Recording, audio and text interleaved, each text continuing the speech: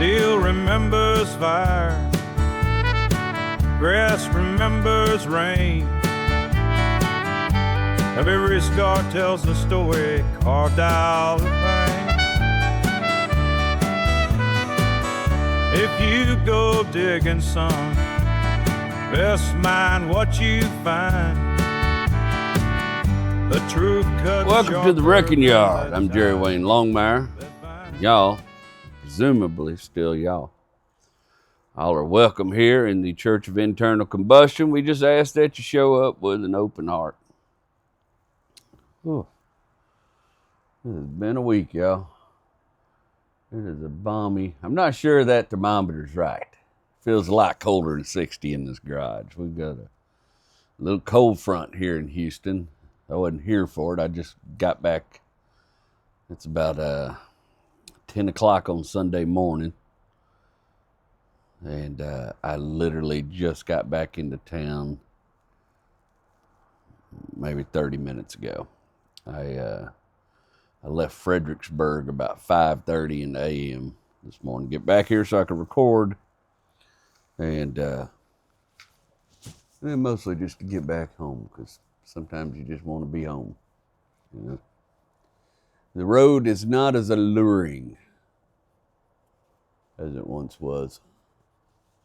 I used to love my time on the road. Loved it. Stories, the adventures, meeting new people, and I still love going out and meeting folks. And the part where I'm on stage, that's the part that's just the crux. That's the thing you're always trying to get to when you do travel work and travel shows. Well, I don't got that camera lined up very good today, but we're already started, so we're just gonna roll with it.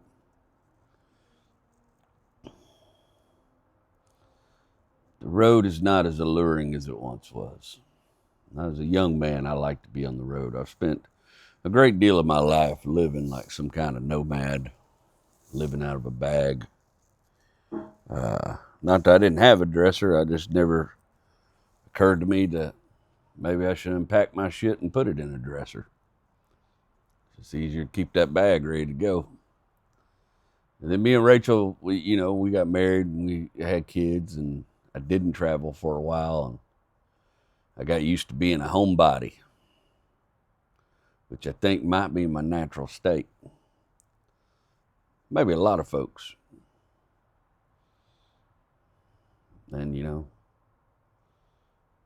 about 6 years ago, I started performing and traveling again, and some of these weeks where it's all run together, it's hard for me to get out of that bag. It's hard for me to get out of that bag and put my clothes back in the dresser, and put my shoes where they go, and take everything out of my camera bag and put that back up. My office is a mess right now. Just that straight grinding period, finishing up the book, and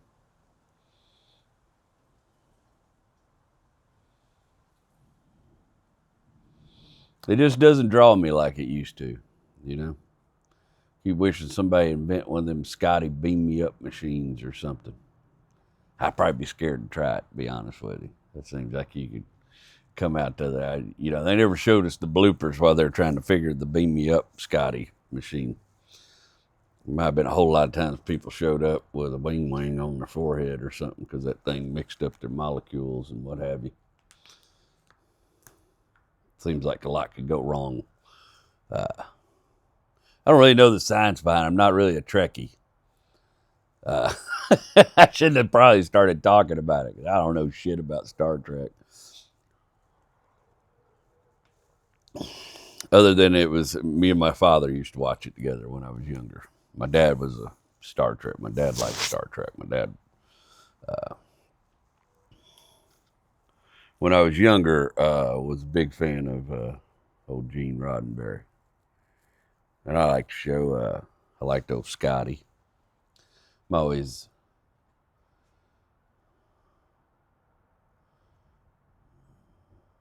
a little, what do you call it? I like a Scottish accent. I like to hear somebody with it. I like to hear a Scotsman talk. It's one of my favorite. The dialect, maybe accent, dialect. I like there's a rhythm to it when Scottish people talk. And though I don't know all the words, I can always understand what they're saying, just context. And there's a lot of, a lot of Appalachian people, myself included. I'm not Appalachian. I'm from Appalachian people, but I'm not Appalachian. I'm Texan. But a lot of Appalachian people descend from Scots and Irish and Welsh. A lot of places where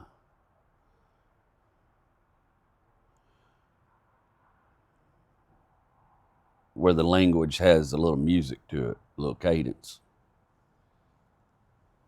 I think about when you hear old school preachers. There's a preacher out of South Louisiana I like to listen to every once in a while.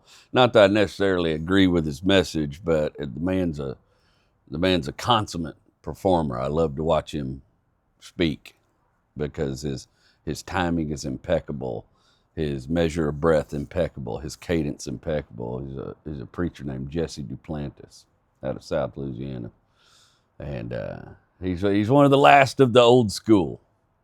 Still a little fire and brimstone.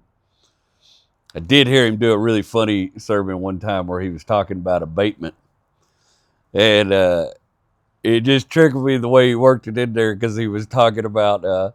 He said, you got to abate yourself to your situation, and if your situation you ain't got no money, you got to abate yourself to that. I've been very fortunate. I'm very blessed. I got a new Harley Davidson and a house with 36 chandeliers in it. I've had to abate myself to that. Tickled the shit out of me. I was like, boy, you silver-tongued devil. God bless you. There's a magic in the way them old dudes talk, I try to capture some of that in some of my spoken word and my stand-up and when I speak on here. I miss that. I miss language having a purpose, not just a function purpose, but a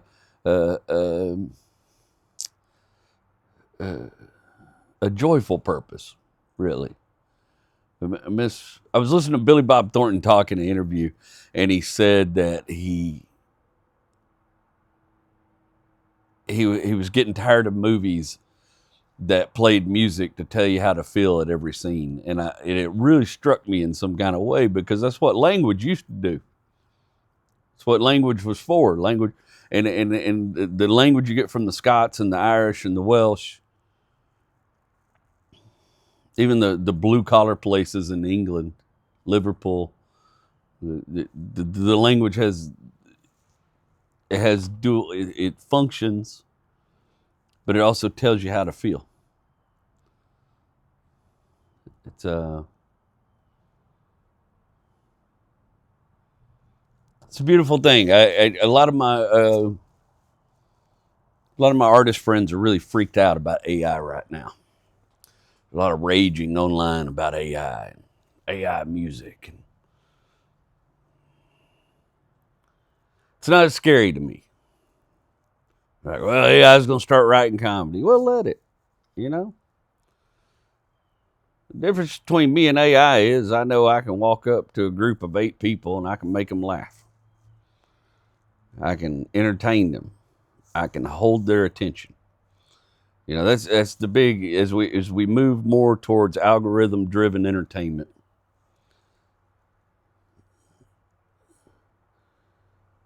The format keeps getting shorter. It's actually not even true. It's actually getting longer again. Most of the Reels content, and used to be I couldn't even post a Reel that was longer than 60 seconds. For a while, it was like 30 seconds. And now I can run 5-minute Reels on Facebook. I can run up to 3-minute Reels on YouTube. Reels, Shorts, where they all got their own stupid name for them, but it's the same thing. Short form content. TikTok, I can do up to 10 minutes. I don't do it very often. They don't play very well, and I don't honestly put a lot of effort into TikTok these days. Ever since the ban and they kind of put it back together, and the algorithm has been a little different over there, and it's not as it used to be. All the platforms were a little different. You have one kind of algorithm going on Instagram that appealed more to a I would say like 25 to 35-year-old audience, and then the algorithm on YouTube was decidedly older. YouTube to me are like the pioneers of video entertainment on the internet, right? Like the people who are on YouTube and maintain accounts on YouTube and spend a lot of their time on YouTube are the people that were at the first wave of experiencing video content on the internet, and so they're kind of like guys that like them high dollar bourbons. They have their own taste. They're a little harder to win over. So it's a different interaction for them. Facebook, a lot of I would say like 45 to all the way up to 75-year-old people. It's one of the easiest formats to use. You can use posting and stuff. You can have a lot of engagement on there and discussions back and forth.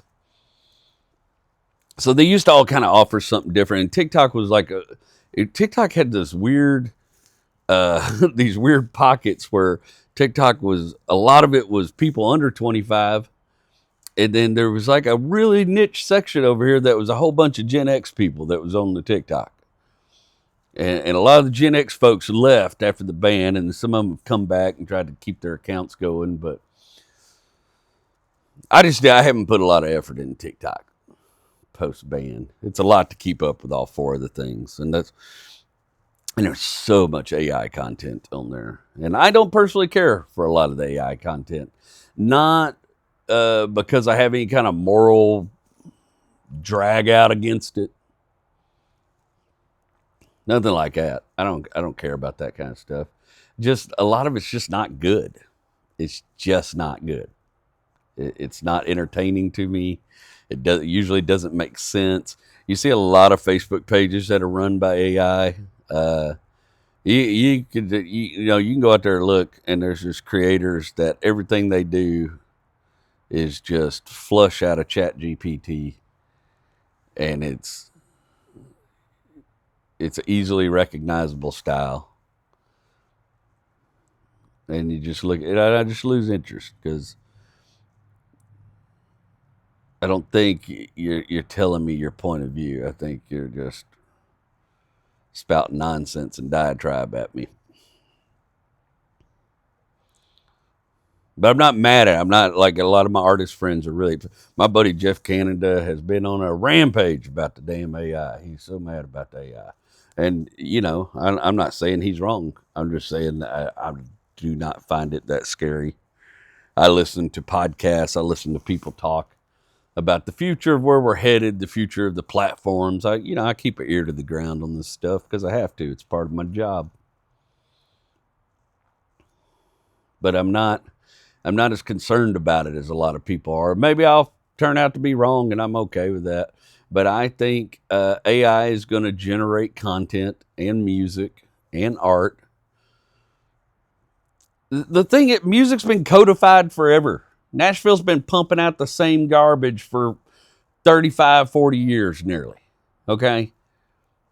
Hip-hop was the first ones it happened to. They got taken over, codified real quick. Pop music's been codified for a long time. You got 8 people writing pop songs. I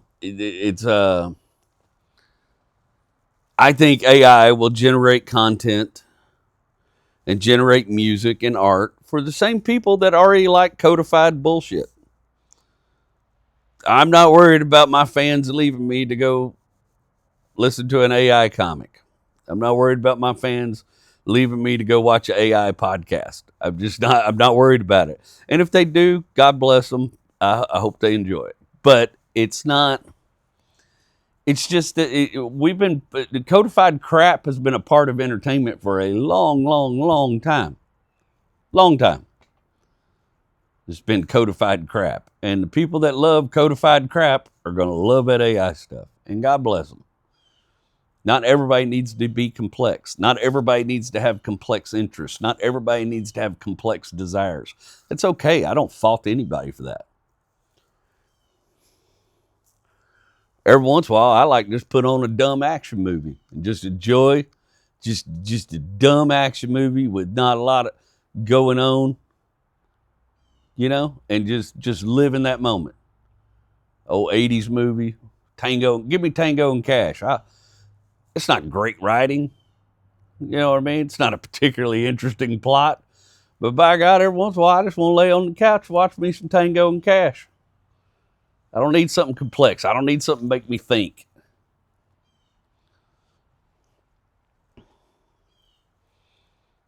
And the people that do need that, the people that do have, will still flock to original creatives.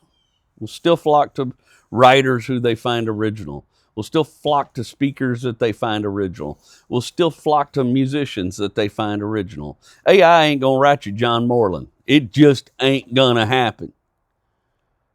Okay? Now people churning out, it is gonna put some musicians out of business. It is going to put some comics out of business. It's going to put a hell of a bunch of screenwriters out of business. But the people it's going to put out of business are the people that are just kind of being part of the machine anyways right now. I don't think AI is going to put John Moreland off his guitar stool.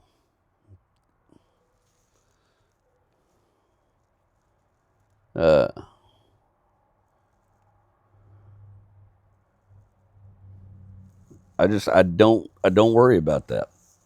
I guess the way they do. Maybe I should, but I don't. I think the people that really appreciate interesting, complex art will still be drawn to that. I think the people that enjoy what I do will still be drawn to that as long as I keep doing it honestly and truthfully. That's the shit you can't really teach nobody. I mean, it's true with comedy. It's true with carpentry. Okay, there's millions of guys out there that can build you a pretty good table. Good looking table. Here's a perfect example. There's a million woodworkers out there that can make you the most beautiful resin table you ever seen in your life. Just like every other resin table you've seen, maybe with a few different details. But for every million of those guys, there's one guy still doing Mortise tenon and beautiful old school shaker style work. You know what I mean? For every million of those guys, there's one guy or girl who's doing amazing work still, carpentry. It's anything. If you do anything honestly, then nobody can fault you at the end of the day. Nobody can fault you.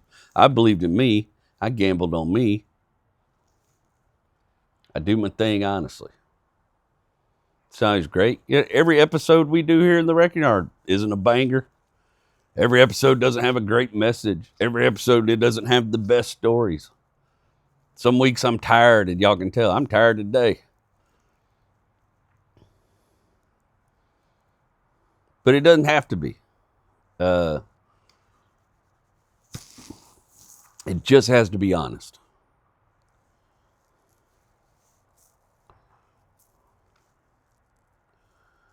I had a long conversation with a friend last week who told me point blank in no uncertain terms I hadn't been a very good friend this year.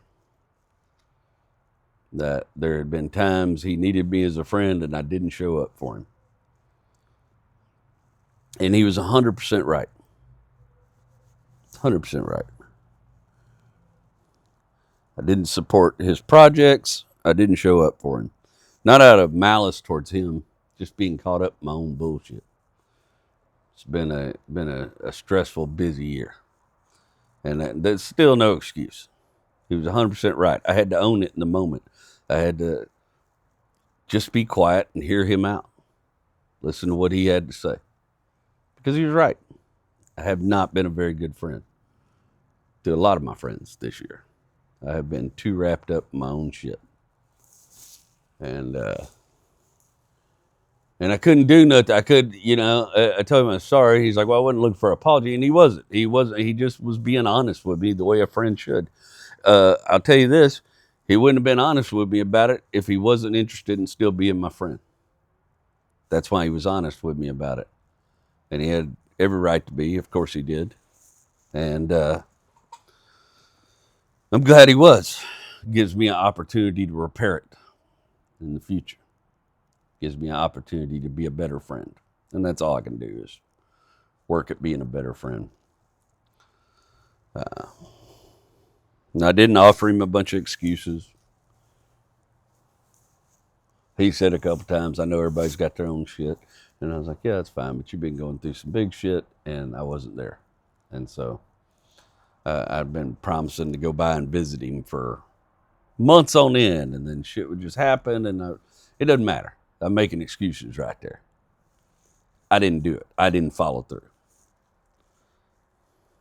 And I got to do a little better. Sorry, my eyes leaking. It's driving me crazy. A little bleary-eyed. Hope you guys, well, those of you here in the States, I thought about this. I wanted to talk about this week and about Thanksgiving. And I made a post that went viral this week talking about my Thanksgiving mishaps. I'm going to talk to y'all a little more in depth about it. And it just struck, being an American, sometimes the perspective is blinding.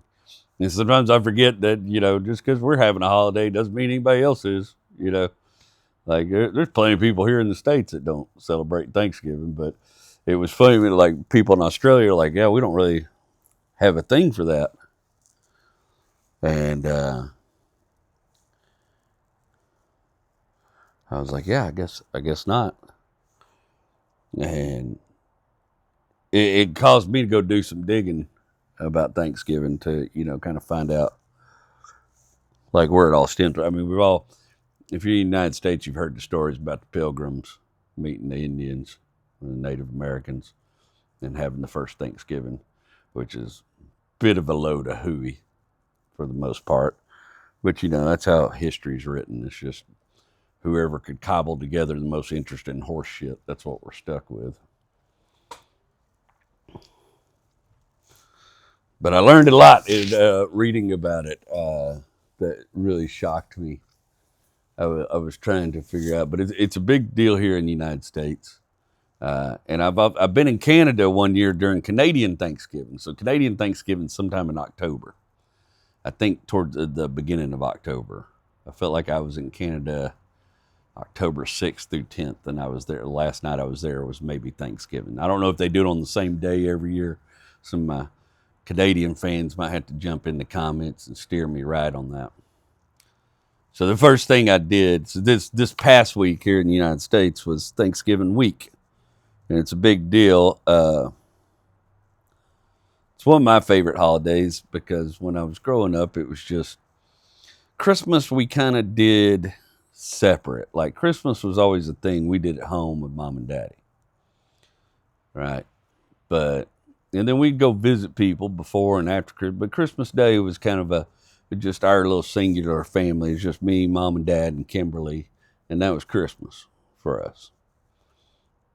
But Christmas comes with all this added pressure, the gifts and all that kind of stuff and the, old resentments and things like that. But Thanksgiving never had none of that for me growing up. Thanksgiving for me was either being at me, mom, papa's house with the whole Longmire clan, all my cousins, and everybody brought great food.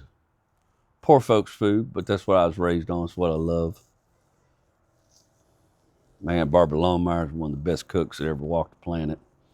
She always brought some of the best food. My meemaw made the best chocolate pie. It was a time for the whole family to be together and us kids. And a lot of times with my cousins, I didn't get to see them off, but every once in a while my cousins from Florida, Dominic and Gary Jean and Catherine would come in. Uncle Paul and Uncle Gary and Aunt Paula would come in from Florida and stay for the week at me, mom, and papa's. And us kids would just run in the creeks and get muddy and get yelled at and just have us a time. Cousins that didn't get to see each other a whole lot, just have us a time, right?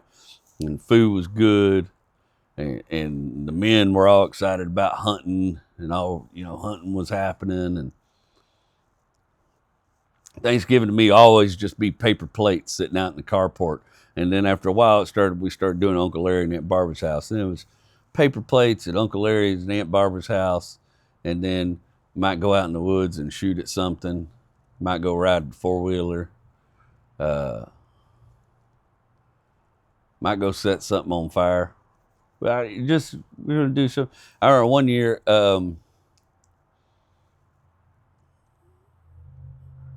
don't remember how they came about this scheme, but they decided they was gonna sell mistletoe on the side of the road. Uncle Larry and Aunt Barbara was needing a bunch of mistletoe for some sort of plan they were doing. I don't know if they were going to sell it or they were using it to help somebody else's business or something. They wanted a bunch of mistletoe. Mistletoe just grows rampant in East Texas, all up in the tree. You can just see it up in the trees. It's parasitic. And wasn't many climbers along my family. We're all built a certain kind of way, right? It's not climber style. We're not built like climbers. We got good foundations, sturdy people. And they was trying to figure out how to get this mistletoe out of the tree, and Uncle Larry went and got his 410 and started shooting the mistletoe out of the tree with 410. And I remember that afternoon, we just sat out there and shot mistletoe out of the tree with a 410 shotgun. It's just fantastic memory, Great Thanksgiving. Since Thanksgiving's my favorite holiday as an adult because, my dad wasn't a big cook. My dad didn't like, he did like cooking, but he didn't do a lot of like grilling and outdoor cooking. That's all stuff I've kind of taught myself and learned on my own over the years. I got interested in it and started doing it. My Papa Clark was a real big barbecue man. I was kind of wanting to learn some of his tips and techniques and stuff like that, and was teaching myself stuff. And Thanksgiving's kind of become my day. Every year I make the turkey. Every year I do the turkey. And I take a great deal of pride in my turkey. I've had some really excellent turkeys. I've had some fairly abysmal turkeys. But I take a great deal of pride, and I've tried a bunch of different methods over the years. And it's always been one of my favorite Thanksgivings was, it must have been, God, I bet it's probably 10 years now. But I did a traditional style turkey. Grandma was coming to Rachel's grandma was coming to our Thanksgiving with her cousin Duke, at our little house in Willis. And we had mom-in-law there, and Rachel's brother was there. And it's one of these rare times where everybody was, sort of. There was a period of time where her brother was kind of a part of our life, and I did because Grandma was coming, I did a traditional turkey, the rosemary, the thyme, and traditionally seasoned bird. And I smoked it on my Weber. I had a little 18-inch Weber charcoal grill, a little kettle style grill. And I smoked it with indirect heat on that grill, and the bird come out real good. And I was one of the highlights of my life as a person who enjoys cooking and smoking meat was Grandma telling me how good my turkey was. Grandma was eating the shit out of that turkey. And this is really good, JW. It's really good. I said, boy, that's about as good a compliment you're going to get right there. You know what I mean? Grandma likes my turkey. Grandma's been cooking for everybody else forever. Grandma liked my turkey, That's Thanksgiving. That's kind of what it is here in the United States. And there's a story about the Pilgrims, about how some Pilgrims landed at Plymouth Rock, met with the Native Americans, and decided to be friends and had a big feast together. Turkey wasn't involved yet. The turkey came later, which is kind of weird because I found out like in England, there's like 3 different birds called a turkey. Because apparently way back when, like back in 1600s or some shit like that, there was this bird in Africa, West Africa, and they started importing them into England through Morocco. And they called them turkeys because they were coming through the country of Turkey. And they called these birds turkey. And it's not a dissimilar bird, but noticeably different if you've seen a picture of the two. And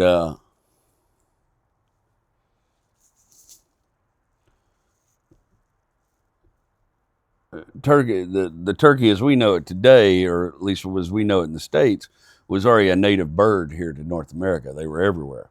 And they were all down in Mexico, and they're just real common here. And those started making their way over to England. And so basically what happened is some of the first explorers that came over to the United States, to North America, saw the bird that we call a turkey here now, and decided that was the same bird. It was just lazy. Basically, oh, it kind of looks like that bird I've been seeing they've been bringing from Africa. That's a turkey. Clearly, that's a turkey bird. Yeah. Which tickles me. They just mislabeled a bird. They're like, it's clearly a turkey. I don't know what the Aztecs or the Mexicans called them back then, but. And then those birds got quite popular because they were delicious and they were a good-sized bird. And they started making their way over to Europe and became a big deal over there.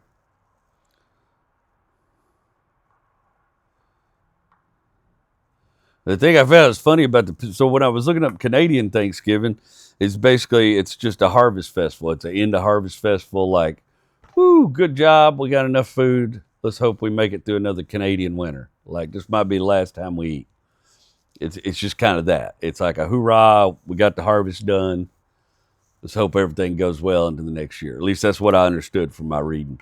And basically, those kind of festivals, those kind of Thanksgiving festivals have been in existence since well before it came to the United States. Like, there's always been some type of end of harvest Thanksgiving type festival.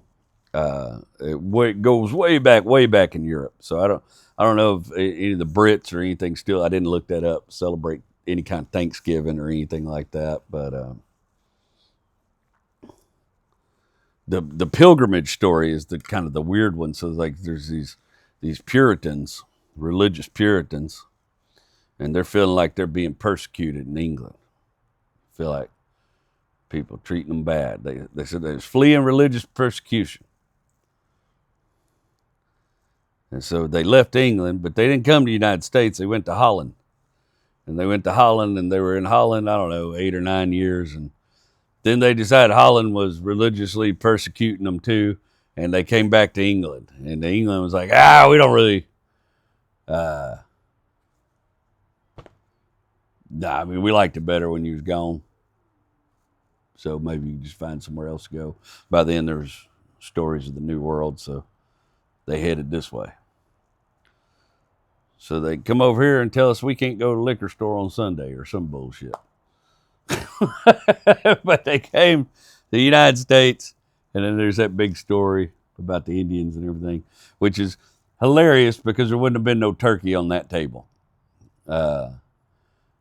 Thanksgiving, of course, become a holiday much later. I believe Abraham Lincoln is who made it a holiday for us at the urgings of one particular lady who was a big proponent of it. And she was also the one that come up with the turkey. She's the one that said that we should be teaching people how to cook turkey, and turkey should be Thanksgiving meal. And there was a lot of, it's almost all economy based. It had nothing to do with the first Thanksgiving or anything like that. One, turkeys was plentiful. It's easy to go out in the woods, snag you a turkey. Two, they were a good sized bird. So you just needed one to feed a whole family. That's a pretty good deal. The other reason they like turkey is because turkeys aren't labor animals. You know, you slaughter a cow or an ox or something like that, you're losing workforce back in. So you kill a turkey, you wasn't stopping none of your hens from laying eggs. You wasn't taking out a cow you needed. You know what I mean? Like you had an animal that was easily disposable because it wasn't doing no work on the farm. And that's kind of how turkeys became the thing. And that's how we ended up eating a bird every year that's so stupid it drowns in the rain. Just kidding. That's actually a myth. Turkey's actually really smart. I have known a great number of men that bow hunt turkeys in my life, and turkeys are incredibly, incredibly sharp. Very tricky to catch, very tricky to nail down. And but that myth came because when they started farming turkeys, like raising turkeys together all the time for commercial sale and stuff like that. Of course, they fatten them up, and these turkeys' proportions got out of hand, and they got a little less athletic. A wild turkey and a farm-raised turkey are very different creatures. And it also messes with their vision and stuff, some of the stuff they give them. And so a lot of times these turkeys, there used to be this old myth that these turkeys would stand out in the rain, turn their head up, and drink rainwater till they drowned it.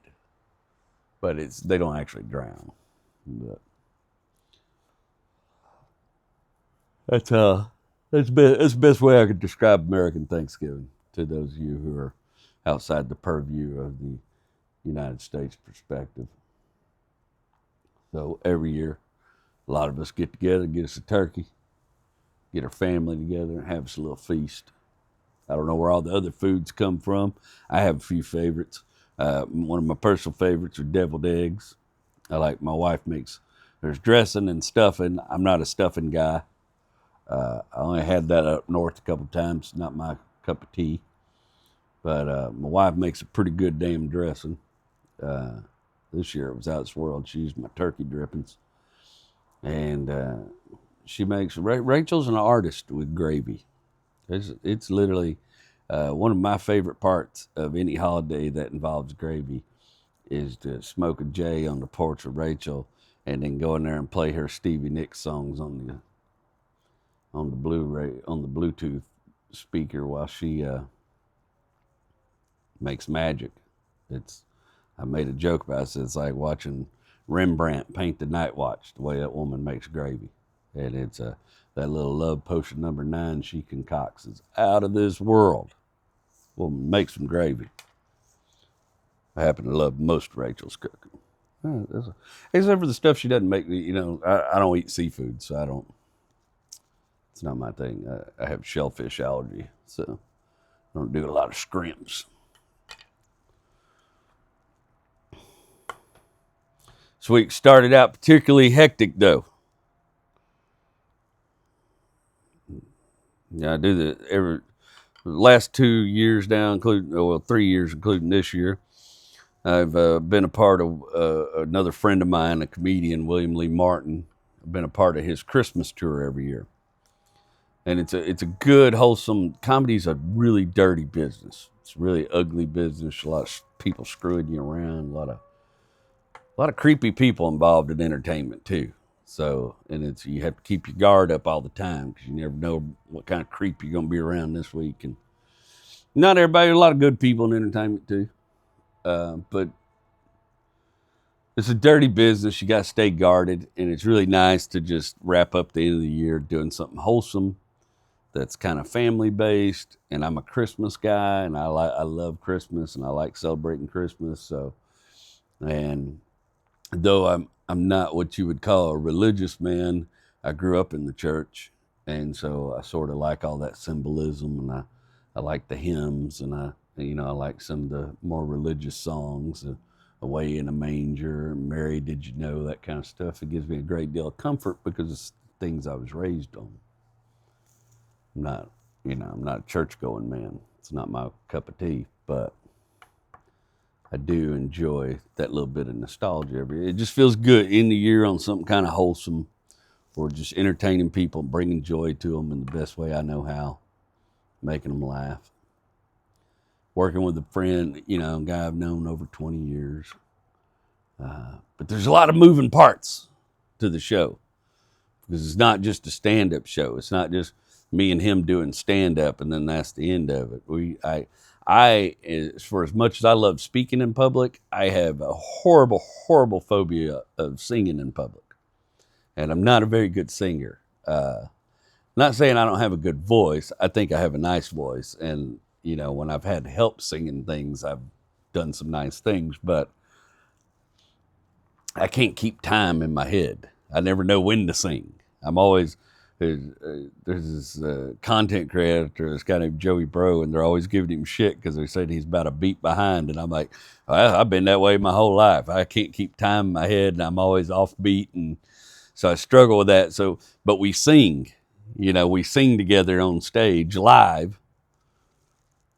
And I have to just rehearse, practice, because that's not my skill set.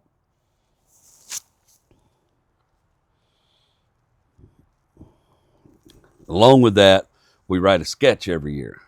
And a 5-minute sketch takes hours and hours of writing to get right. Bill wrote 100% of the sketch this year. We just churned out ideas, got together and brainstormed. So we have a sketch. So there's always moving parts. There's costume changes. And then I also have to do 25 minutes of stand-up with with a Christmas theme to it. And then I'm also reciting a poem this year. And then we do a sketch, and there's some costume changes. And then we do a grand finale that's a parody song.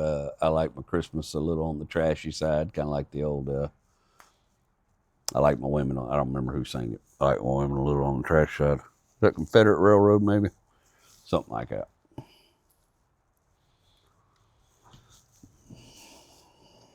So every year before we start this show, I usually go up to Rome, Texas, which is about 4.5, 5 hours from me. Rome, Texas is northwest of Fort Worth, just a little bit. It's a healthy drive. That's where my buddy, Cowboy Bill, William Lee Martin, I call him Cowboy Bill because that's how I always known him. That's where Cowboy Bill lives. And we go meet up at his office, and we rehearse. We rehearse the songs, and we work out the sketch, and we work out the beats of the show and kind of the show running time, and kind of put it all together. And it's a lot of work. And usually the shows don't start until December. This year we had a show that the only time the theater could do it was right after Thanksgiving, the Saturday after Thanksgiving. I would never do a show Saturday after Thanksgiving again. Not because this was a bad show, just because it's too much. It's too much when you're also trying to have Thanksgiving with your family and then rush off into something like that. But as a result, we had to rehearse different. Well, my week's been busy as shit. Y'all know I was just wrapping up all the book stuff. And I was already feeling a little burned out. There's a great sense of pride in finishing something, like finishing the book, even though I don't feel like it's finished. But there's also like a kind of emptiness that comes right after you do something like that, or at least for me. I don't know how it is for you. You might be different. You might just be like, ooh, I'm jazzed to get in the next thing. Me, I go through this cathartic kind of it's almost like losing something. It's like, yeah, it feels great. But it also feels like closing a door or something. I don't know how to, it feels something. There's a sense of loss after it's done. And I was struggling with that a little bit, especially because this particular book it's my life, or at least the early part of my life. And it's been painful to work through and cathartic to work through. And it's elevated my writing to a whole new level because the amount of writing I've had to constantly do to keep up with it and to keep up with the needs of keeping up with the schedule of what we were trying to do. And I've had a wonderful teacher and a wonderful friend in my editor, Adam, and I'm very thankful because there's just no, yeah. But I was feeling kind of empty, but then I had to drive Monday morning Need to go up. Need to drive up to Rome. Rehearse, work out the show with William and Darren, our musician. And then I was going to just drive home that night.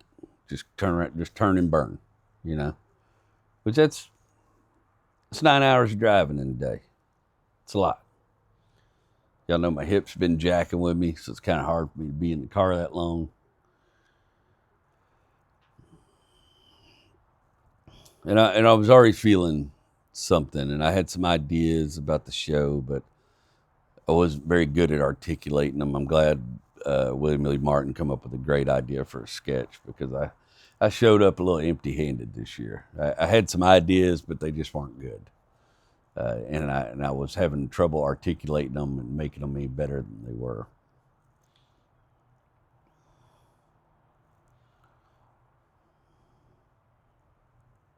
And it's straight, you know, my sister's been here staying with us, and Rachel's friend was visiting from out of town. And of course, Rachel's trying to get all the things ready for Thanksgiving. She's stressed out, and she had already got me a turkey, and I kind of prepped it and put it out here in the garage fridge. So it'd be ready for the big day. I could just throw it in the electric smoker and go. I was going easy this year. Just going to do a dry brine. Just going to do a dry brine this year. Not a bunch. Ain't messing with wet brine. Ain't doing all that kind of bullshit. Ain't injecting nothing. I'm not going to take the turkey out dancing before I cook it. Just pack it down with some seasoning, dry it out a little bit, throw it in the smoker.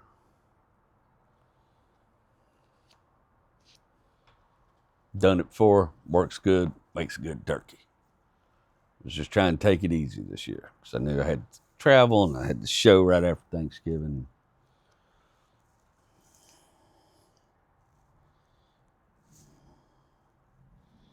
I headed up there Monday, all the way up to Rome, just storming and pouring on me. 287 just had standing water on it everywhere. That little Mazda is the hydroplaning son of a bitch you ever drove in your life. It just ain't got no weight to it. That car hits water and it just wants to go water skiing. And there was standing water all over 287. Of course, I ain't slowing down because I'm rushing through everything, always.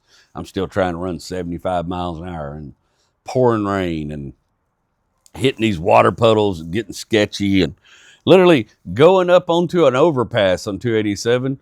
There's standing water. Like, how's there standing water on a hill, on an inclined surface? Like, somebody explain to me the math behind that. Like, how bad are y'all at building freeways? We got standing water on the incline. Hit standing water going up on a bridge. That Mazda got squirrelier and shit. Scared the piss out of me.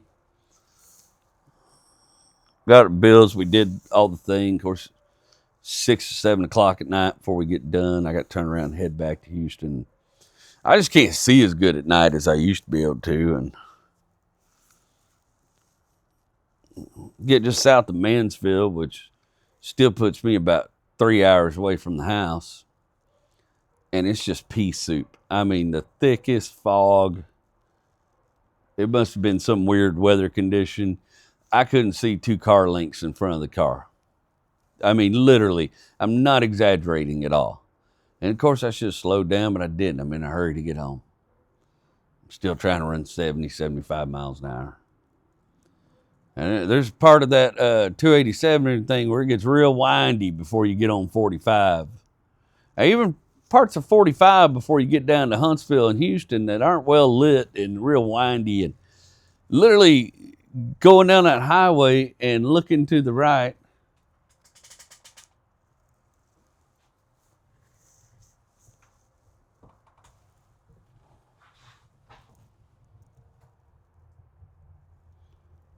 I guess I'm hallucinating stuff.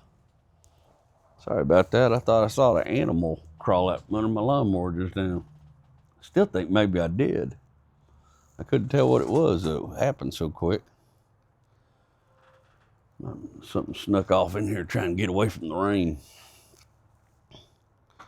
But I couldn't see. And I couldn't see anything off the road. I could see the lines on the road. I could see my headlights in the fog. I could see other cars when they got close. There's this dude in a little Toyota car. I couldn't tell you I couldn't tell you what model it is. They all look the same anymore. And he kept pulling up beside me, and I was in the right lane. He kept pulling up beside me in the left lane, trying to match speed with me. But then he'd get scared, I guess, because he couldn't see, and he'd back way off and be on his brakes a bunch. But what he kept doing is he kept pulling up and getting in front of me, and then he would get spooked and start all over his brakes, and I have to jump lanes and go around the dude. Like, bro, if you're scared of it, just back off, or get behind me. So I had a couple close calls with him where he was acting kind of sketchy. I don't know. He might have been drinking. And then there was this guy in a big old Dodge Ram, and this guy in Dodge Ram was doing the same thing. He would run up right on my ass, brightest xenon, whatever the shit headlights they got now, just light me up. And then he'd whip around me, and and then we'd get to another dark spot on the freeway where it's curvy, and he's dancing on his brakes again, all that kind of shit. I could tell he was unsure about his abilities. I probably should have been too, but I wanted to get home. I just kept that little Mazda pegged on 80 mile an hour, just as long as I could see the line on the side of the road. And I assumed there were some trees and stuff on the side of the road. I couldn't tell you. I couldn't see them. Right outside of Huntsville, and they've both backed off a little bit, but I can see their headlights behind me, just faintly in the fog behind me. And I come up over a little hill. When I come up over that little hill, I see this, it looks like a purple light, and it's blinking, but I can't tell if it's on the road or where the hell it is. It's just up here in the fog. I can see this kind of purpley, blinky light. And when I tell you I'm on it before I realize what it is, but when I get up on it and have to slam on my brakes, it's two 18-wheelers have gotten cross-eyed with each other and gotten sideways in the middle of the freeway, blocking both lanes of traffic. There's an 18-wheeler wrecker, like a heavy service wrecker, and it's trying to straighten one of them out and pull it out. And it's his flat. That's why I'm seeing it. He's got these weird strobe purpley lights going on that don't look like your normal emergency lights. And there's two state troopers there with their lights on. I couldn't even see their lights. I couldn't even see their lights until I was right up on them. And the only place to go is the shoulder. And there's a state trooper standing there, and he's got a flashlight, and he's telling me to hold off. He's giving me the hand, telling me to hold up a minute. I'm looking up at the top of that hill, because if I see them Dodge Ram headlights come over the top of that hill, that cop's getting run over, buddy. I mean, not hard. I'm just going to bump him out of the way with the Mazda and shag ass, and he can deal with that Dodge Ram that ain't going to see his ass until whenever, And finally, I rolled my window down. I said, there's a guy coming behind me in a Dodge truck that I guarantee he's not going to see us, and I'd really appreciate if you let me get around. And he waved me over the shoulder, let me drive around the shoulder and get around him. And then he started shining his flashlight at the road. And I'm like, yeah, that's a good call, bro. I said, I couldn't even see your lights. I was up on y'all before I saw any of your lights.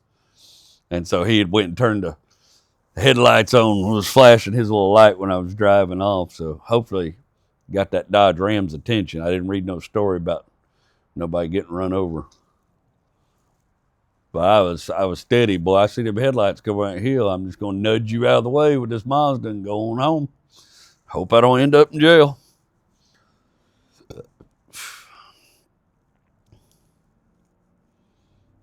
Yeah. Get home. Midnight. Have a couple of drinks on the porch with Mama. Get up. Next morning's Tuesday, right? Make some last minute run to the store, get a few things we needed here and there, that kind of stuff. Thursday's going to be Thanksgiving. Well, Tuesday, we got this Bosch oven, and it's 20 years old. Everybody says, that's what you get for buying something new. It's 20 years old. I ain't mad at it. It lasted 20 years. That's pretty good for an oven anymore. But it threw a code, and the code is basically has a motorized latch inside it that locks it during self-cleaning. And the reason this latch exists, all these people are like, oh, I wish things were like the way they were back in the old times. Well, Somebody didn't, because what happened is in the 90s, a whole bunch of people kept opening their ovens while it was on self-cleaning mode and setting their house on fire and setting themselves on fire. And then the first thing they do is go lawyer up and sue the manufacturer of the oven. So now all the ovens made now got this motorized locking self-latching switch. And if that thing's screwing up, it won't let anything on the stove work. It's a safety device. You know, maybe if all them people in the old days hadn't been suing manufacturers every time they did something stupid, we wouldn't have to have all this shit. But we do, and it's a result of litigious behavior. Everybody wants to go sue. Everybody wants to go get them a check. So I'm with you. Y'all know I'm a bit of an anachronist. I like old cars. I like a lot of old stuff. But I'm no Luddite. I like a little technology too. And I understand the reasons behind technology. And I also understand how many fewer people die as a result of bad engineering these days. It's a lot less. Not everything new is bad. Can be a pain in the ass, though. Especially 2 days before Thanksgiving when your oven won't work. Because I was going to do my stuff in the smoker, but, you know, she had pies to bake and dressing and, you know, all number of things that she had to cook in the oven. And now the oven's dead.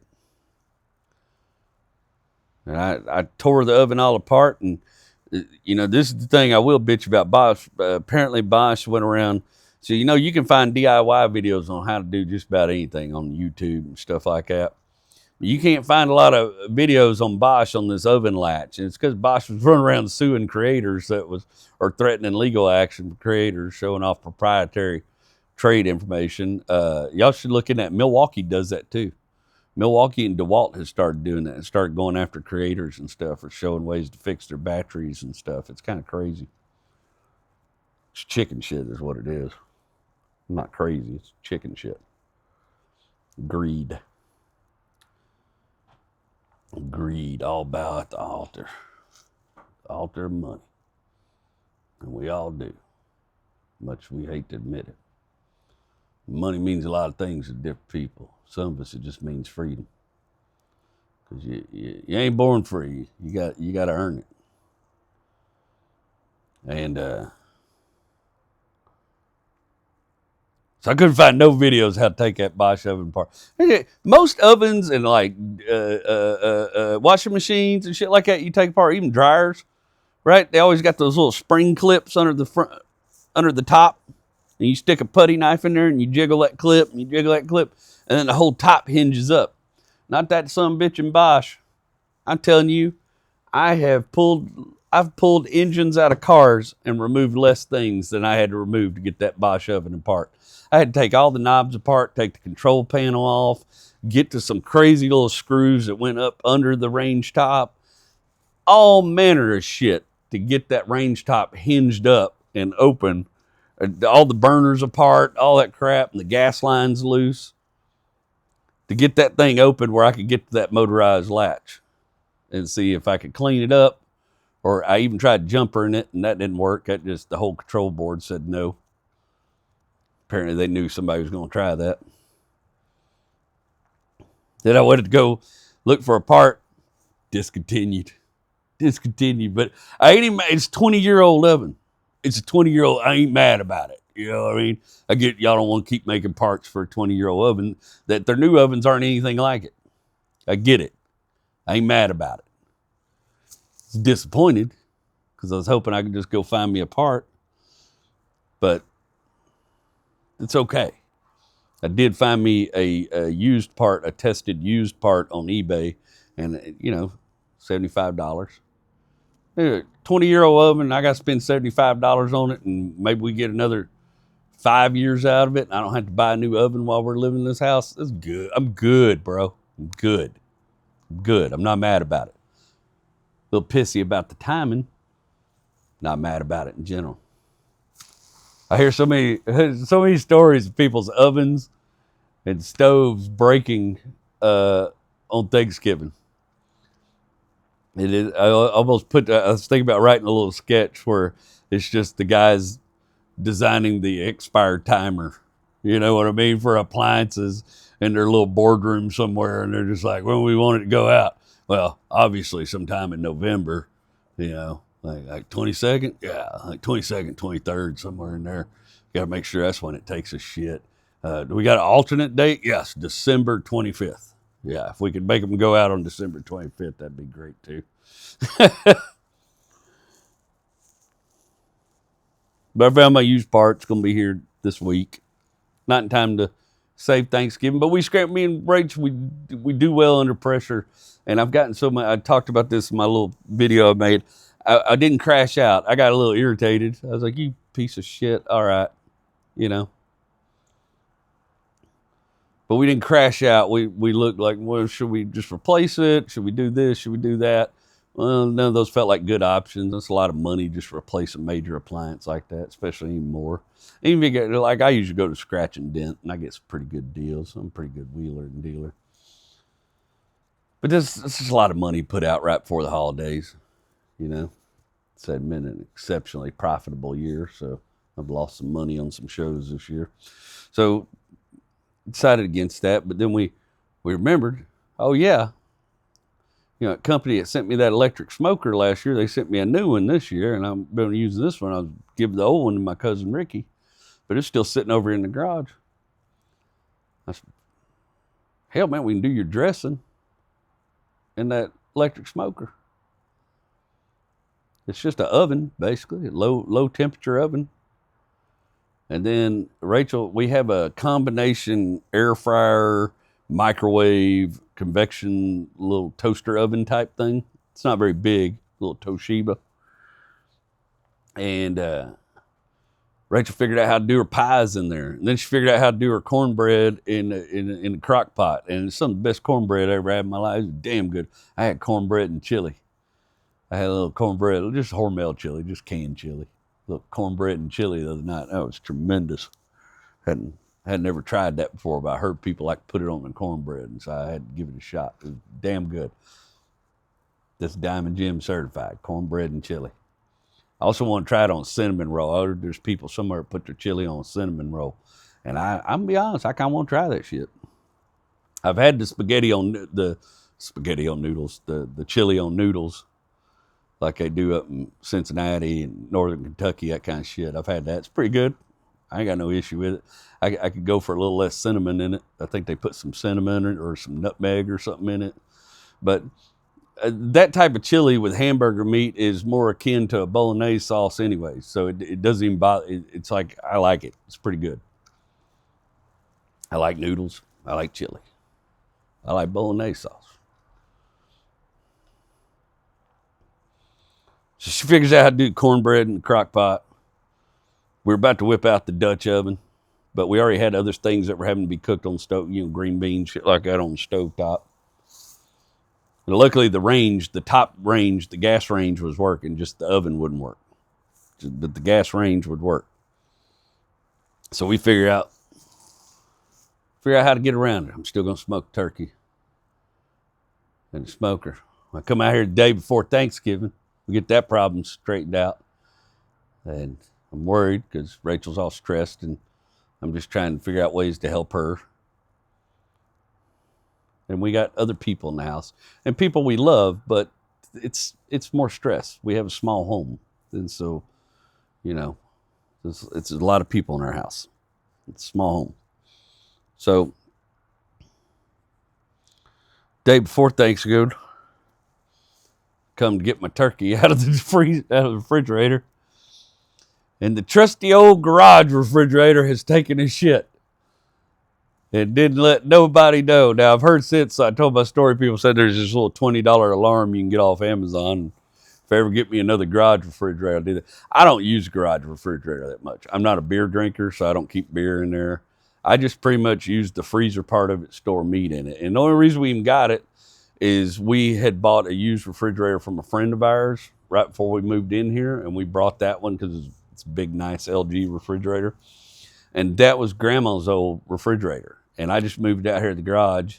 They had an old deep freezer out here. It wasn't working, and I just put it in place of that deep freezer, and we just pretty much just used the freezer on it for overage. extra chicken nuggets for the kids and that kind of shit. And I ain't mad at it either. That refrigerator is over 20 years old. Been out here in this hot-ass garage getting cooked by Houston heat, temperatures that are unbearable. It gets 110 degrees in here sometime in the summer. And just kept chugging along. That refrigerator is kind of famous. So about year before last, was it last year or year before last, we had Hurricane Beryl come through here, knocked out our power for like 15 days. We forgot about that refrigerator. And that refrigerator had a turkey in it. It was one of those free turkeys sometimes you get around the holidays. And it had an extra turkey in it, and I was just going to experiment with it, cook something, do some kind of way with it. Well, we forgot about it until come about holiday season last year. And she bought a ham and a turkey, and I went to go put it in that refrigerator and realized that refrigerator had been sitting with that ronk-ass turkey in it, and I cleaned that thing out and got most of the smell out, and and I put it on the internet, and it went viral, and it was just all these people telling me all their horrible stories about things that happen with their garage refrigerators and deep freezers, and that's why I ain't mad at it. That one little post on Facebook, it went so viral, it made me about $1,800. I could have bought 4 of them refrigerators for that. It's just an old, basic Whirlpool refrigerator, 20-year-old refrigerator. I could have went down to Scratch and Dip, bought me a whole mess of them, but I cleaned it out, got it working again. Anyways, it takes a dive day before Thanksgiving this year. And we knew it had happened recent because when I went grab a bird, like it was just, when I opened the door, I'm smelling it right now and it's about to gag me. But when I opened that door, it'd knock a buzzard off a shit wagon, right? It was bad. And I checked the temperature on that turkey and it was a balmy 55 degrees and just a bacteria cesspool in the bottom of the refrigerator. Opened the freezer up and the freezer's sitting at 46 degrees and luckily everything up there was still frozen, so we were able to save all that stuff. But now I'm without a turkey day before Thanksgiving. Still didn't crash out. Cussed a little bit. Did punch the refrigerator. Slammed the door on it a couple times. Cussed it.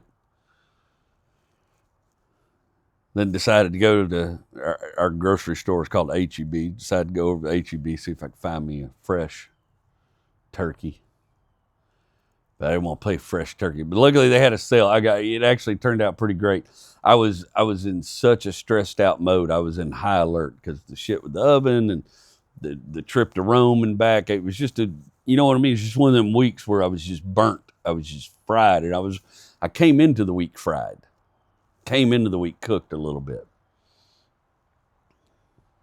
I really clash out, but I told Rachel, I said, I gotta reset my day somehow before I go to H-E-B. I've been trying to get a hold of my weed guy for a couple of days. He hadn't been answering the phone.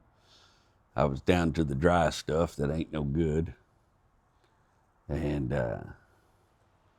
some a little anxiety about that. It was like, man, I really just want to kind of smoke, take the edge off.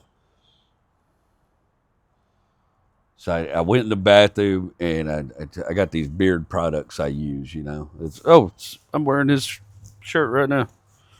Outlaws and Gents beard product. I love this stuff. First beard product I ever found I wanted to keep using that actually feel like it's doing something. I've been using them for months now and my beard looks better than it ever has. And it feels better and it's growing better. And so I went there, I put my beard oil on. Sometimes you just need a little self-care, right? A little something to zhuzh you up. And I put my beard oil in and put some of that good smelling balm in. So the oil I use is like a pine cedar oil. And then the balm I use is tobacco vanilla. And it's just got it's a nice scent layer that I like. And it goes really good with my cologne that I have. I use this Armani cologne I like a lot that Rachel picked out for me. She picks out my cologne because if she don't like it, what the hell's the use of it? And comb my hair, brush my beard out real good, and put some of my smell good on. You know, just make yourself feel a little better. Sometimes you smell better, you look better, you feel better. You know, it's one of those kinds, like a PMA, positive mental attitude type thing. Look better, feel better. Sometimes when I work from home, you know, writing and stuff, a lot of times I like to go in the bathroom, fix myself all up, and put myself together like I'm going to a job, because it helps me get focused and get right to work when I sit down. It's hard to be focused in your pajamas or a pair of shorts sometimes. So I did that. Rachel, pray for me. I'm going to the most popular grocery store in Houston the day before Thanksgiving. I may not make it. We had went the day before, and I hollered at a lady in the parking lot because she kept honking her horn at me. And I whirled around to tell her to go F herself, and then realized it was a lady and dialed it back in. I thought it was a dude. I was about to just blow some steam off of this jackass, and then I realized it was a lady. I felt like an asshole. Turned my ass back around. So pray for me. I'm trying to make it HEB and back without crashing out and losing my shit. So I did all that stuff, make myself feel better. I got in the car, put some good tunes on, backed out of the driveway, and start heading to the HEB. Weed man hits me up. Sorry, man. Been out of town for a couple of days, but I got you. I said, oh, sweet Jesus, boy. I went over there. I got to pet his horse. That's not a euphemism. My weed dealer has a horse that he traded a Pontiac GTO for, that he traded a bag of weed for. And so I got to see his horse in the driveway here in the city. Got my little bag of Feel Better. Went to the grocery store. Go to pull in the grocery store. So our grocery store has a parking garage because it's kind of in the city and it's compact. And so to get up on the second floor, parking garage is just one ramp, and I drive a standard. So I like to wait till the ramp's clear so I'm not sitting on this vertical ramp, you know, burning my clutch up to get to the top of the ramp. So I'm waiting for the person at the top to get to the top of the ramp.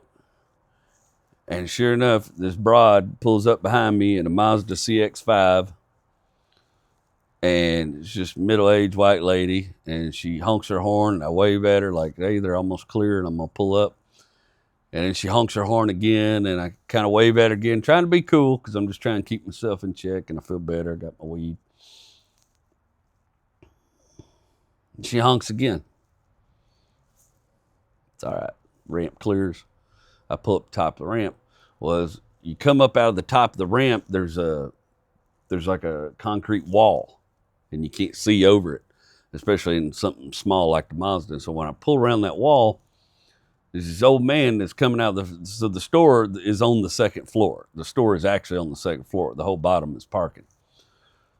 So old man coming out of the store, and I don't know, he looks like he's in his 70s, old Latino guy. And he dropped his bag and a couple cans and shit rolled out from under his bag. And it wasn't a situation where I need to get out and help him. He had it under control. But he just needed a moment. The dude just needed a moment, you know? He just needed a minute to collect his things. And I could have drove around him, and then everybody else would have followed me, and it would have been hectic for him. So I didn't. I waited. Here comes this broad on the horn again. Well, now I'm kind of laughing because I'm like, yeah, I'm going to give this old man his space and she can kiss every bit of my left foot, right? I don't care. You can just kiss the whole inside of my left foot, heifer. You're going to sit back here. I'm in control. He collects his things, starts making his way across the little driveway there. I pull around him now that it's clear. And there ain't no parking up there. There's 131 spots up there and they all full. I got this heifer behind me. She's still clear. She's waving her arms now. Very impatient. Couple cars behind her. Going around the parking lot, and I decided not to cut up and down the aisles because I like kind of just go in a lap and figure it out. You know what I mean? Not rush people. And those aisles are kind of narrow, and when people are trying to go both ways, it's just a pain. You know, there's a sense of order to things sometimes that make things work better. So, and it's clearly designed to be a lap style situation. So I just make the full lap, and she cuts off down a rose in a hurry. Just, that little Mazda, boy, she's hot. Her little CX-5.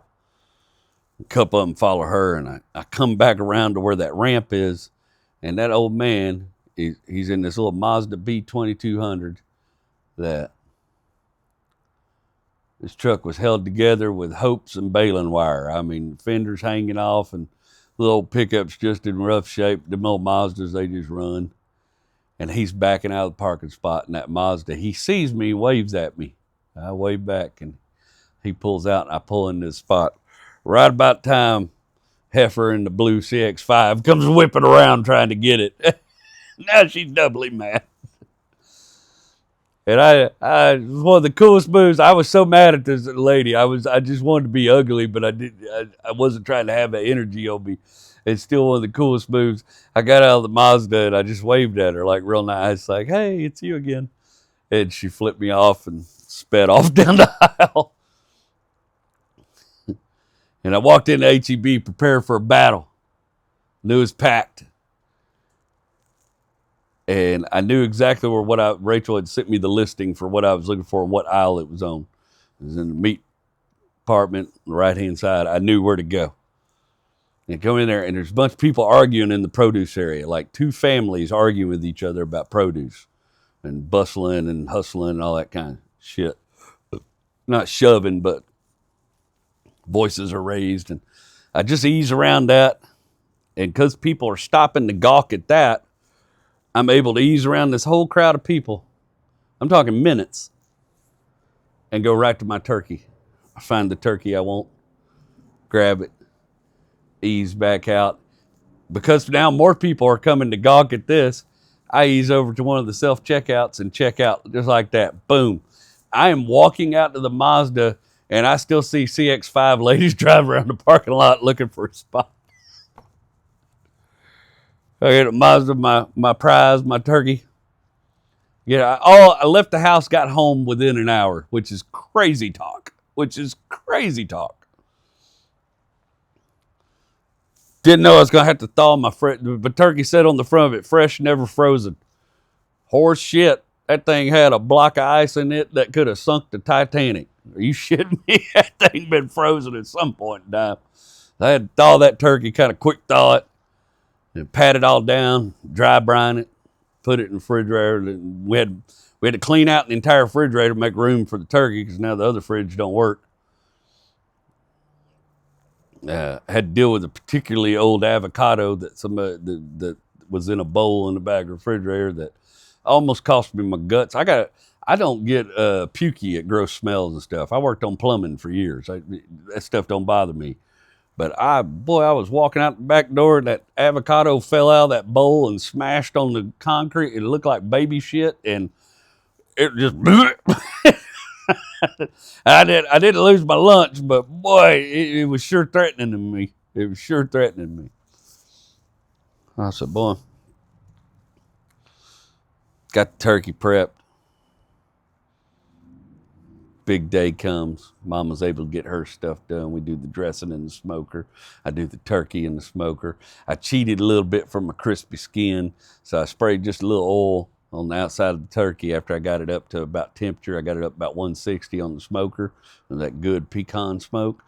And I used this Meat Church seasonings called Gospel, and it was tremendous. That man does good work. And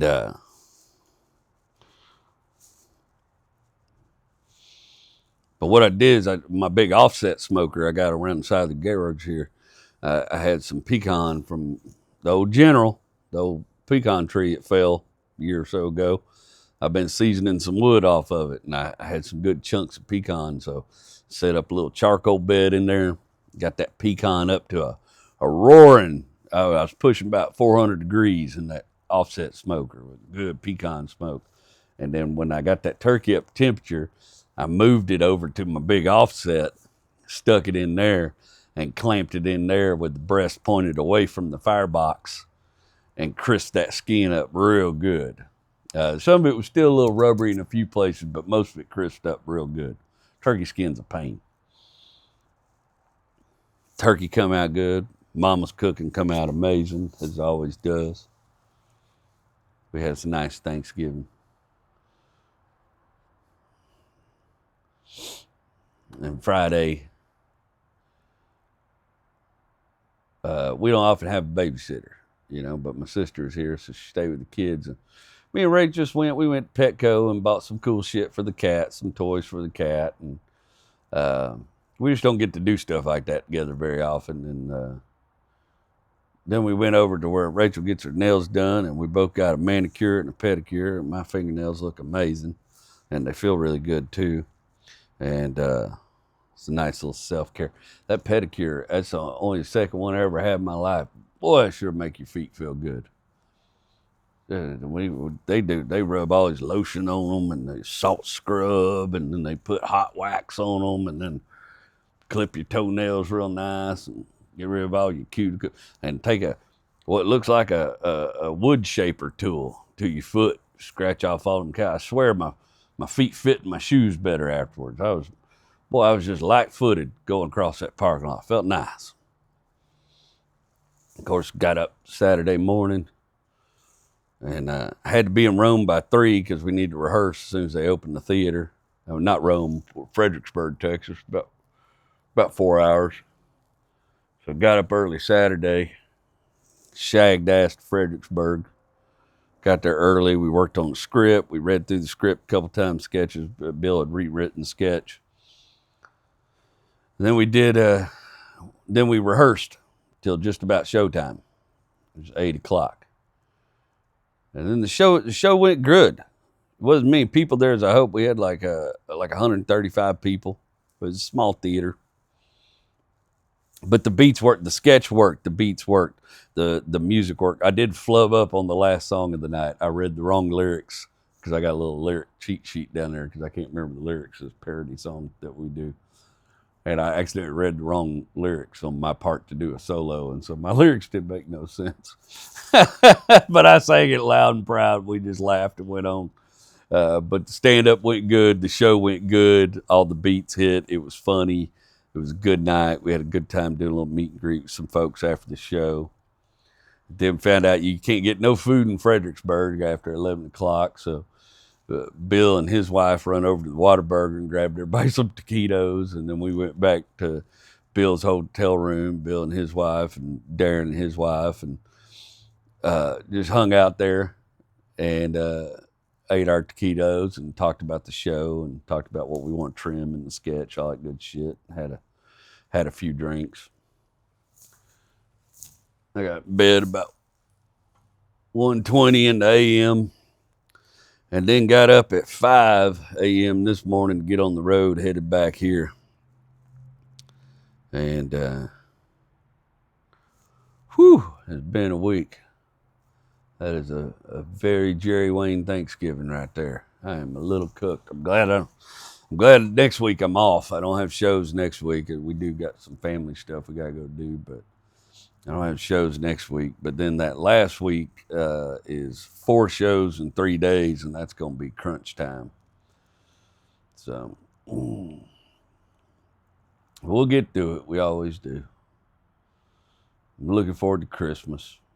Doing the Christmas show last night, went ahead, got my Christmas spirit tingling, and I'm about ready to start cooking on Christmas. Hey, boy, we will wrap that up right there. Let's do some testimonials, if you will. Some testimonials.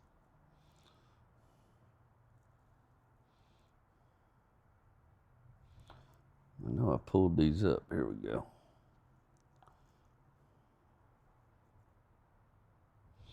And it's our old buddy, Jake of All Trades, Master of Fun. I wish you'd come out with some Wrecking Yard hats and shirts. Even simple hats with just the Wrecking Yard on them or any of the vehicles you've used as the thumbnail. Man, we're going to do that, Jake. It's just been such a grind lately. But as soon as I got to sit down and design some shit like that with Rachel. But we got some ideas we're toying with. We just hadn't put them into execution yet. Merchandise is kind of a pain. You can pay somebody else to do it, or you can get it made and shipped to you, but then you put a bunch of money out on that. And then you got to sell it all to get your money back. And it's a lot of shipping, a lot of work. We just did the stickers, and that was a huge run. But we're going to do something. We're just trying to figure out the best way to do it. So sorry, I'm slacking a little bit on that, brother. At Jack Franklin, at the end of cooking, hit that skin with oil. It will crispen it up. Now, that's exactly what I did, brother. That's exactly what I did. I'm an old hand at turkeys, Bubba.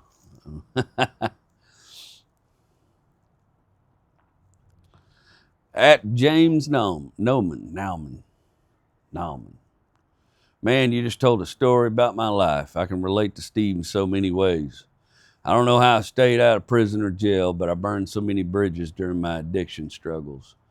It took me way too long to grow up. I screwed up one marriage and almost messed up my current marriage with my poor decisions. But I thank God every day for the second chance at life that I was given. If it wasn't for my current wife and my kids, I would probably be dead or in jail today. Brother, I know that feeling. I truly believe that about Rachel. Had I not met Rachel, I would have just been another stand-up comic that got found in a hotel room. OD'd on something. Because the direction I was going before I met her was not a good one. And she gave me, not a reason, but inspired me to change my path. And I'm real glad that you found a reason to change yours, and you're still here with us. Because I ain't spent a lot of time in jail, but the few times I've been to jail, it wasn't fun. Didn't enjoy it. 0 out of 5 stars. Being locked in a cage is bullshit. I understand why they do it, but not my cup of tea.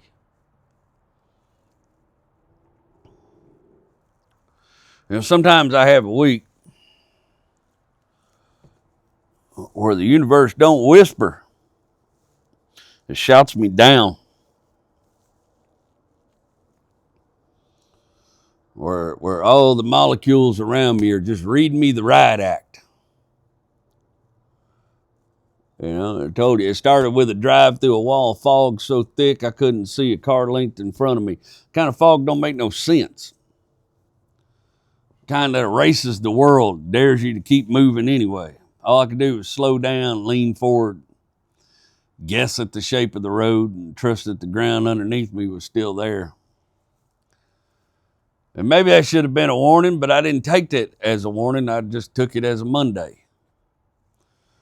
Because the time I made it home felt like the whole house had joined in on the week's rebellion. You ever walk into your own place and realize even the appliances have had enough of you? Like the walls themselves took a vote and decided they weren't taking on one more ounce of responsibility. Everything that could flicker, falter, or fail chose that moment to do it. We also ended up with some plumbing problems. I mean, with the dramatic timing of a soap opera star collapsing on cue right as the holiday music starts to play. And then because the calendar don't care about your personal bull, I had to load up and hit the road again.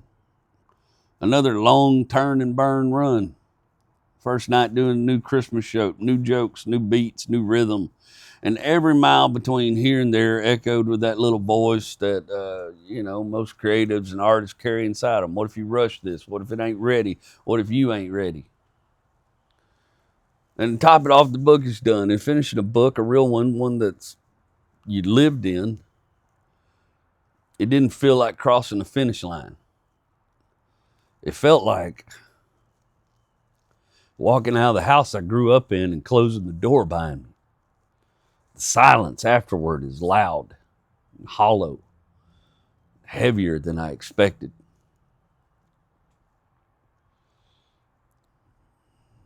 I think I've been running on empty. And worse than that, I think I've been driving past every metaphorical fuel station in sight, telling myself, nah, I'll fill up at the next one. I ain't got time. But that's the trick, ain't it? You convince yourself you're out of gas, you're out of time, that you got to push forward on fumes because stopping feels like failure. because rest feels like weakness, because slowing down means you got to sit in the quiet and listen to the parts of yourself you managed to outrun for months. I was reminded of a truth this week, somewhere between the fog and the house throwing its little mutiny. A man can run on empty for a surprisingly long time, but he can't steer, he can't see straight, and he sure as hell can't be grateful. And Thanksgiving, for all its chaos and comfort, for all the burnt pies and loud houses and sleepy afternoons, is supposed to be about gratitude. Not for the big stuff, not for the highlight reel, but for the tiny things that we hurry past. A warm kitchen, a safe drive home, a partner who laughs in the middle of disaster, kids who still believe you can fix any damn thing, a life where you get to tell stories for a living, a breath, another breath. Gratitude is the fuel, always has been. And I think this week life was trying to wave me into the station. Pull over, boy. Top off. You can't outrun yourself forever. So if you're listening to this and you're tired, not need a nap tired, but I've been holding up the roof for a little too long tired, I hope you take this as a sign that I didn't listen to the first time. Slow down. Refill. Let somebody else stir the damn gravy. Let the world wobble without you for a day. It'll manage. It's going to keep turning. It always does. And if you've been pushing so hard you forgot what you're grateful for, go just find one thing. Just one. Everything doesn't have to be right, but find one thing and hold it like a lifeline. Fuel up off of it. Because the truth is, we ain't running out of time. We're just overdue for a breath. And sometimes, not always, but sometimes, the fog ain't going to lift until you quit trying to outrun it. I'm rooting for you. I'm JW, and I love you.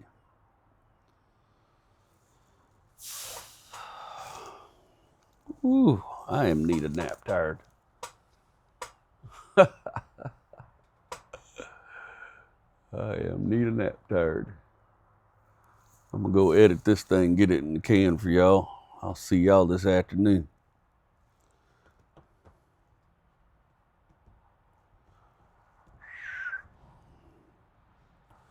If we make it through December, got plans to be in a warmer town come summertime.